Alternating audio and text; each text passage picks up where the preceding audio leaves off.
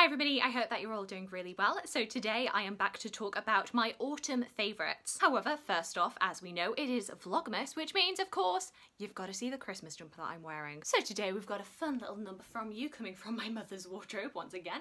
And this time with just a little grey jumper with lots of shimmery, beautiful baubles all over it. The knit of this is also like this beautiful, soft, like grey, shimmery silvery knit, which I love. And equally great is that I get to wear these lovely earrings with it, which I think go very, very nicely with the little pink bauble, which is great because I don't get a lot of chances to wear these earrings because they don't go with a lot of stuff in my wardrobe. So 2 thumbs up from me, quality Christmas jumper. But yes, today I thought I would take the opportunity to talk about a few things, both bookish and non-bookish, that have been really getting me through the last few months. We're going to be talking about my 2 favourite books that I've read in autumn, but also we're going to be doing a little bit of beauty, a little bit of YouTube, a little bit of TV. So I hope you enjoy. But firstly, to get the books out of the way, I have to say I think the highlight of the autumn months for me was really doing Victober this year. Whilst I didn't read quite as many Victorian novels as I really like to, the ones that I did were absolutely stellar. And the Queen of Victober for me this year was Elizabeth Gaskell. During Victober, I initially picked up Wives and Daughters by Elizabeth Gaskell, and I thoroughly enjoyed this story. This story mainly focuses on our heroine, Molly Gibson, who has a really close bonding relationship with her father. However, as she becomes a teenager and becomes more of a woman, he decides that she really needs a womanly presence in her life that he can't give her. And thus he decides to remarry, which means she suddenly has a new stepmother and stepsister to contend with. It's really about how the house dynamic changes once he makes this decision, and also how her relationships to a neighbouring family, the Hanleys, really changes. And I just found this so delightful. I will link, of course, my October wrap-up where I go more into detail here, but I just thought this was such a charming story. I found all the characters in here to be so well realised and really believable characters. Like, you would find people like this in real life. And I always really like it when authors manage to do this and don't just write caricatures of characters, which I feel would have been really easy to do with the story, especially when it comes to the stepmother and stepsister characters. And because I loved Wives and Daughters so much, it made me really want to pick up the previous Elizabeth Gaskell book that I had read that I had previously not really liked very much, and that was North and South. And if you followed me on YouTube, if you followed me on Twitter, you know I went through a journey with this book in which I realised that the grudge that I'd held against this book was entirely due to the BBC adaptation of this book and not the book itself. And did I feel really, really silly when I realised my mistake? Yes, I did. However, recently I feel like I've been a little bit vindicated because I've seen more people talking about the particular change that I had such a gripe with. Basically, in the BBC adaptation, they include a scene that is not in the original book, which basically makes one of the main characters look very violent, which is not how the character appears at all in the book. But because I had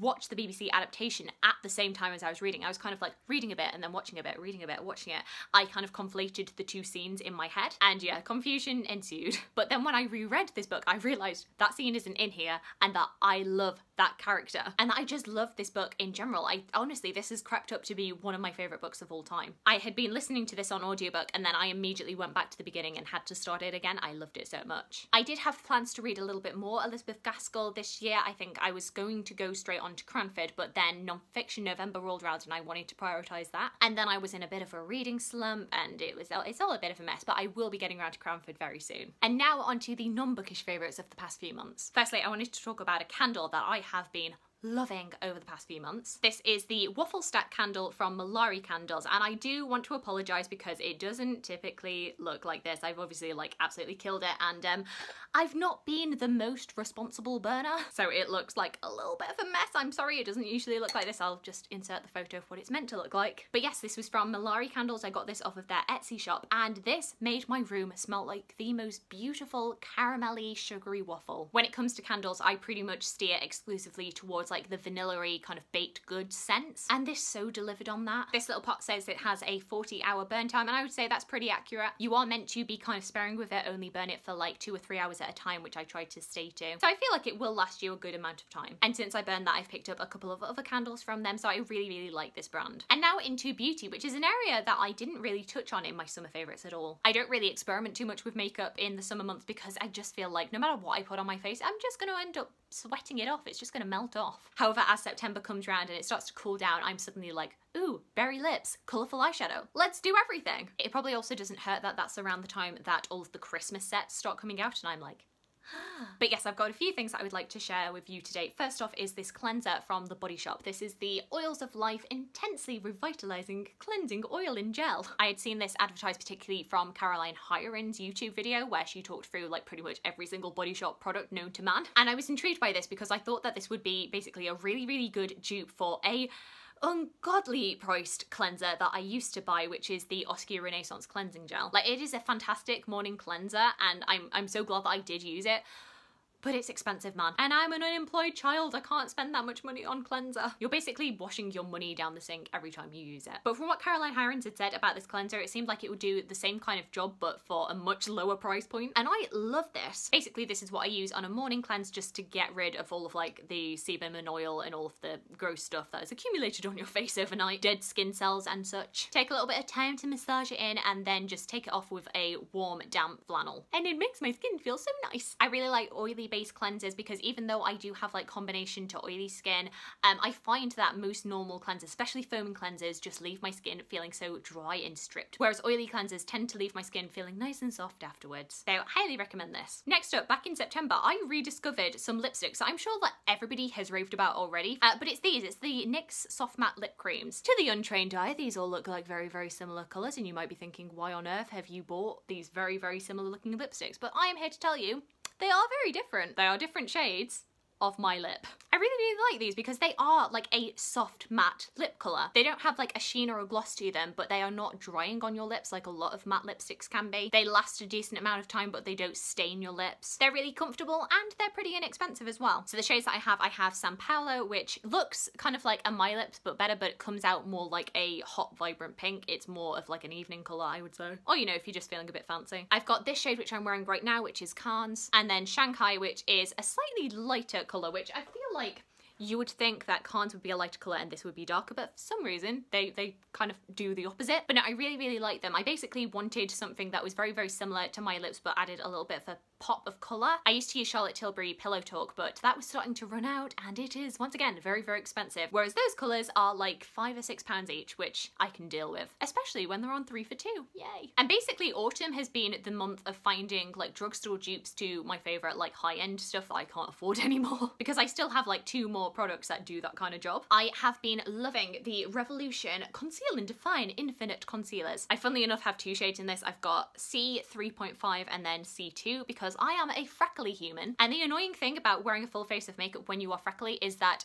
different parts of your face are different colours. So like right around my nose, which is where all of my freckles are concentrated, it's much, much darker than like around my jawline where it is much lighter and there are less freckles. So I end up having to have like a darker concealer for under my eyes and then a lighter one for if I've got like spots around my jawline. But it's okay because these are not extortionately priced. I basically picked these up because I wanted something to dupe for my Urban Decay Naked Skin Weightless Complete Coverage Concealer, which is what I'd been using for like 3 years, but is like £20 every single time and it lasts for a good 9 months. So, you know, I felt like it was worth it, but it's still a lot of money. Whereas these are like £6 each and I can't complain because like even if I have to buy 2 different colours, it lasts a long time and it's still cheaper than buying one of the Urban Decay. I really like this concealer because it is really nice and moisturising for under the eyes. It doesn't dry out that entire area, but it is also pigmented enough that you can use it on blemishes, which is an issue I often come up against with concealer. Either it is really nice and moisturising under your eyes, but it will do absolutely nothing to cover up spots, or it will be absolutely killer covering up spots, but then will dry your under eye out like nothing else. And these don't do that, and if you get like a good setting powder under your eyes, it will stay all day. And then lastly, maybe the most ridiculous like high-end drugstore dupe that I have found is the MUA Loose Setting Powder in the shade Mattifying Translucent, which has absolutely come in clutch and saved my life because it is a drugstore dupe for the Hourglass Ambient Lighting Powder in the shade Diffuse Light, which as you can see I was coming right to the end to. And I don't even want to tell you how expensive this is. Let's just say it's a lot of money, but I've always said that it was worth it because of the way that it made my skin look. But I've recently discovered this, which pretty much does the exact same job and is like a 1/10 of the price. I am not exaggerating there. Basically, both of these powders kind of have like a little bit of an iridescent quality to them, a bit of a light reflecting property. Like this says that it is mattifying translucent. What an absolute lie, it is not at all. It has these like little light glittery particles in them, but like very, very subtle kind of shimmer. And what I tend to do is I will use like a proper true mattifying powder on my T-zone, but then I will use this over my cheeks. And what it does is that it keeps all of here, which is where all my oiliness, it keeps that completely at bay, but it also gives me me a little bit more like life in my cheeks. What I used to find was that when I used like completely mattifying powder across all of my face, it basically made my face look a bit dead. It just looked very one-dimensional and flat. Whereas once I started using this kind of product, it just made my skin look like actual skin and not like a big cakey mask. Is it a bit ridiculous of me to use two different kinds of face powder? Maybe, but I like the way it looks. I like makeup, okay? And I am so glad that I found a way of doing that doesn't cost so much money. I will just say, I feel like the drugstore makeup that you tend to get from Boots and Superdrug, I feel like it has improved leaps and bounds over the past couple of years. And once again, as I am currently unemployed, I love it. I love it so much. Next up, talking about TV that I have watched in the past few months and loved. Of course, I could not talk about autumn TV without talking about The Great British Bake Off. I feel like The Great British Bake Off is the only thing that we really had to look forward to this year, and it has just been keeping us through, keeping us happy. I am so glad that they did do a season of this year. They obviously had to do everything kind of quarantined and social distance, so like families weren't able to come to the final. All of the contestants and the crew were all living together, which they don't usually do. Usually people will go home during the week and then will come in during the weekend to film, but obviously everybody was living together, and you could kind of tell that there was so much camaraderie. I mean, the great thing about The Great British Bake Off is that there already is so much camaraderie, and it doesn't feel like this like awful competitive atmosphere where it's very tense. Everybody there are friends and they help each other, and it's so lovely. But it did just feel this year like everybody knew everybody so much better because they were living together, and they were so supportive of each other and just lifted each other up, and it was so good. I'm not going to spoil who won, but I will say the person who won was somebody who I pegged from really early on, who I wanted to win, and yes, I was really glad that they did. And now we have no more Bake Off for another year. What am I going to do with myself? And then of course the other TV highlight that I think we were looking forward to was The Crown Season 4. And I feel like I have to give special mention to this because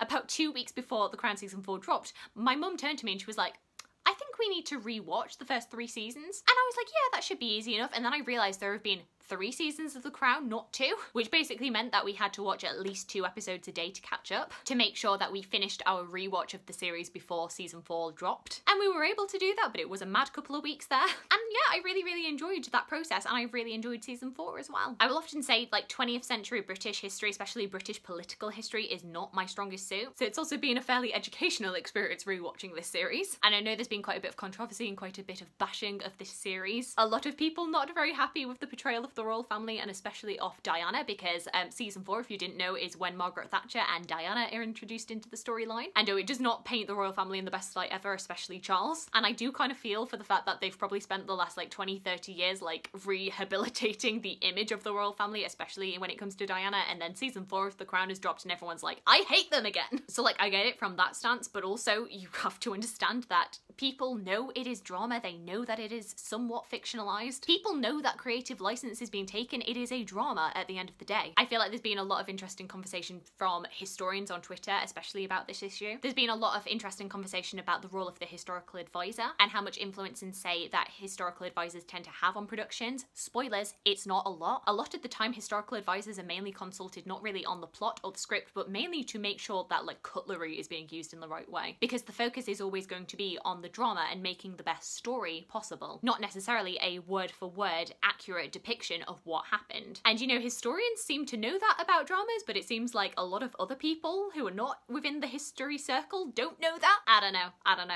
But no, aside from that, I thought that season 4 was really good. I thought especially the editing and the music was just top notch. I don't know how much of that was due to the initial direction and how much of it is just that there were a lot of people who were doing the editing who had a lot more time on their hands because of COVID, because they weren't busy with other projects, so they were able to funnel a lot of energy into The Crown season 4. But especially there were like a lot of montages that I could mention that was just so well edited. And I really know nothing about TV film and production, but I was just like, weirdly, I feel like season 4 was when Olivia Colman really kind of came into her own with this character of the Queen, which I'm saying is funny because I feel like they didn't really give her that much to do. But I felt during season 3 like her interpretation of the Queen kind of rang a little bit false. I felt like she was portraying her in season 3 a little bit like a robot, like she was dead behind the eyes. And I didn't love that because I feel like Claire Foy was really good at delivering like this image of the Queen as somebody who like is very much driven by duty, but is still an emotional person, and you can tell like she is doing everything because she knows she has to do it. You can kind of see like the machinations behind her eyes. You can see her thinking